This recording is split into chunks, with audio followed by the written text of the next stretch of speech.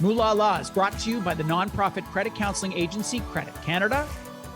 Welcome back. Moolala, Money Made Simple, is brought to you in part by Credit Canada. I am the CEO of the organization, and we are Canada's longest standing nonprofit credit counseling agency.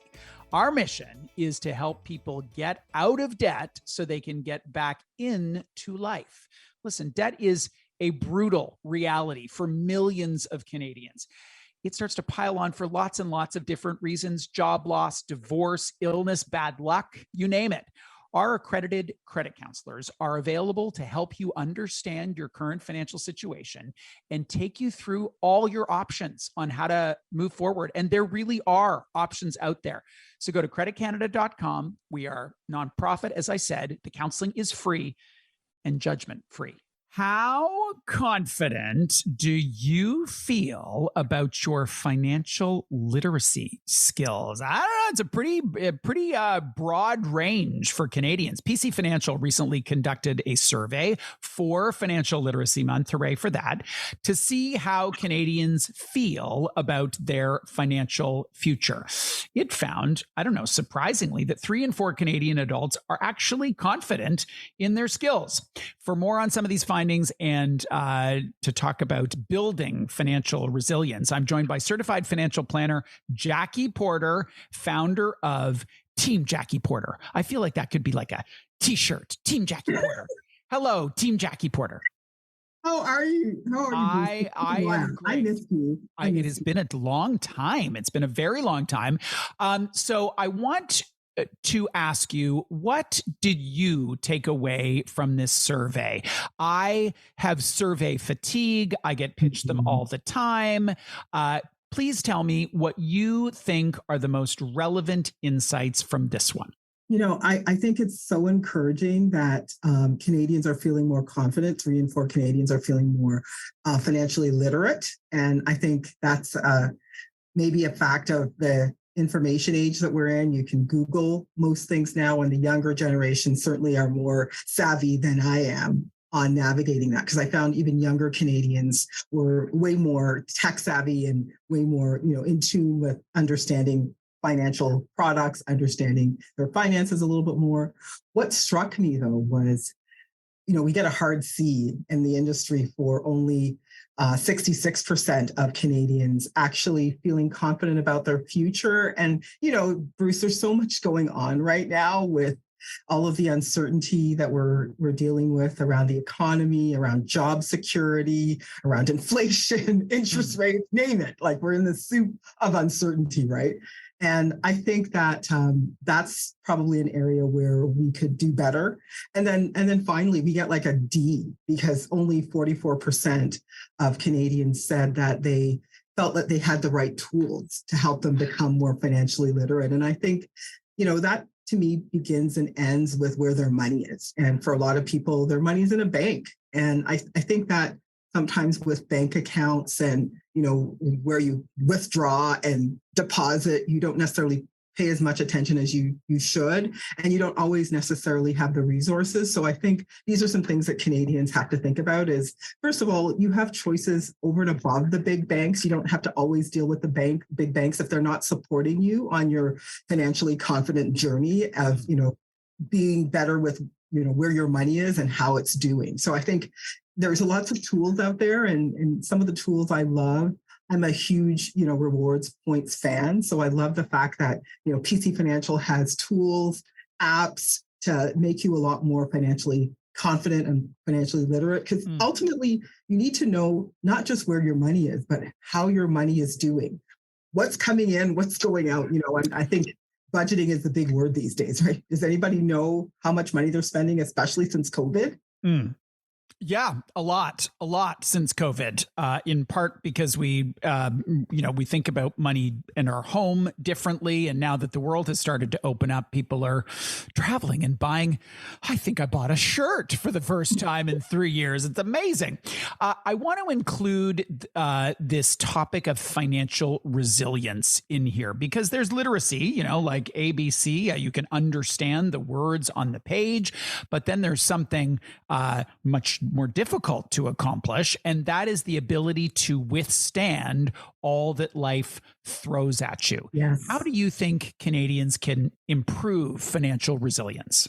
Well, I think it starts with, having an honest conversation, because as you said, the spending dragon is back and we're finally able to gather again. And that means being more social and spending more money. And it feels good to spend money, especially with other people, now that we can do that. And I think that there's this temptation to spend first and think about it later and not necessarily think about the future. Great example is, we have the holidays coming up, Bruce, which is just in a few weeks.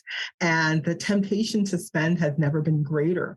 But everybody's had holiday hangover when the bills come in January, February. And then you start thinking, can I afford this money I just put on my credit card? And interest rates have gone up, cost of living has gone up, job security, who knows? Do I have an emergency fund? So I think the resilience starts with, first of all, looking what you're doing with your money, doing a budget. And if you've got tools that can facilitate that, if you're dealing with a bank that can, help you put a budget together, and you can start to see where your money is going on a weekly, monthly basis on the go, it can inform you about your financial decisions and maybe veer you away from making financial mistakes as you go along, right? Because the worst thing is to get to the end of the month and realize, oh my goodness, I've overspent and now I've got money on a credit card because I don't know how much money came in. I don't know how much money went out. And now I'm struggling to figure out how I'm going to pay for the credit card. What are some of your tips that would enable people to stretch their dollar further? Inflation is ridiculous. Interest rates are so much higher. What are some things that you would? I would say start with one of the silent killers. Going back to the banks for a second. Check how much you're spending on things like banking fees. Have you ever seen that notification that you get sometimes by email or in the mail where it says, our banking rates have changed? Change normally means But more. Is that really worth your time? Because I'll be a contrarian here. I don't care about banking fees. I do not care about banking fees. I want a convenient experience. And the reason I don't care is the dollars simply don't add up to anything compared to me buying a second shirt. So I bought that one shirt. If I were to buy a second shirt, that would in all likelihood exceed the banking fees that I would pay over the course of months, maybe even a year. It depends, because it all depends on the kind of bank setup you have. If you have a certain amount of money in your account, you may not pay banking fees, and $30-$40 a month in banking fees add up to what could be, money. A really nice shirt.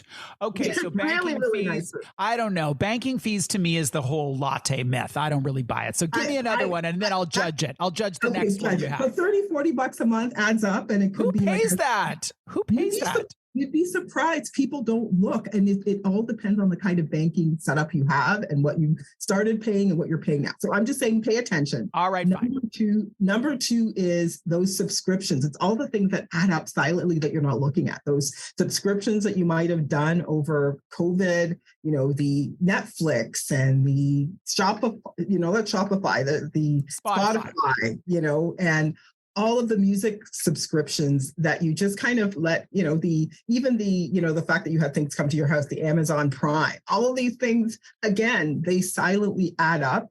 And this might be money you don't even realize that you're spending, and it's just gone. And you kind of think, could that money have been put away somewhere else that would have given me peace of mind? Because again, this is your money.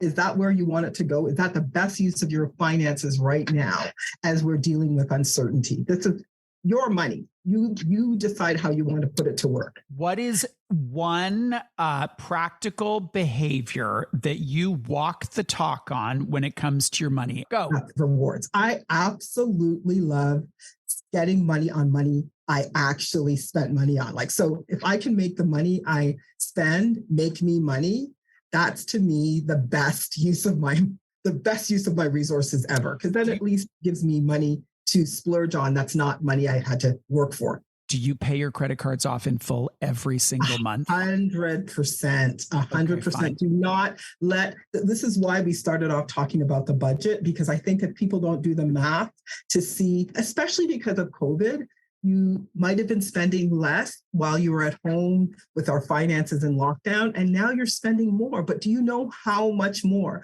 How can you actually have any serious conversation about your finances without having this money conversation with yourself, even if you're doing it on the back of a napkin? Write it all I'm down. glad you clarified, because one of the things that makes me nuts about the rewards conversation is that people are so obsessed with them that they forget that they need to pay off their credit card in full every month before they do everything. And I talk to a lot of people who are giddy about the rewards they earn and pay zero attention to that outstanding balance. No, you start with how much you're spending, and then you put that money that you're spending to work to make you money. It's all about OPM, other people's money. Ooh, how much OPM? All right, OPM. How much of other people's money can I use? Because at the end of the day, I can only work so many hours a day. I can only work so hard. So put my money that I'm spending to work. But the other part of it we were talking about with Christmas coming and being resilient is make a plan, right? With money that you're spending mindlessly. We talked about subscriptions, we talked about bank fees,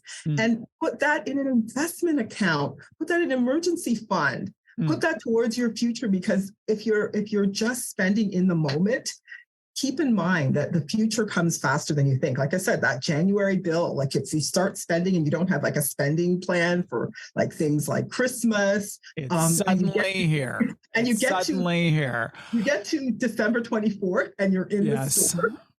And you're using your credit card and it's all emotion and everything means something. You have to buy that thing for that because you're going to see Oh my gosh, Jackie, I wish we had more time. We've got to wrap it up there. You've got me anxious about Christmas shopping. Thankfully, I have like 2 people on my list and that's it. We've completely eradicated gift giving in my family with 2 exceptions and I'm grateful for it.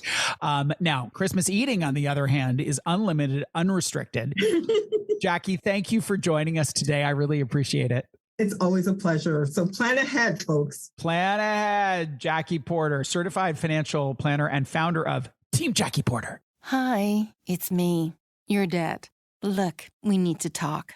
This isn't working. The missed payments, the collection calls, and all those sleepless nights. We need nonprofit debt counseling, and I found the perfect place. Credit Canada Debt Solutions. They're non-judgmental, 100% confidential. They'll negotiate with creditors and even stop interest.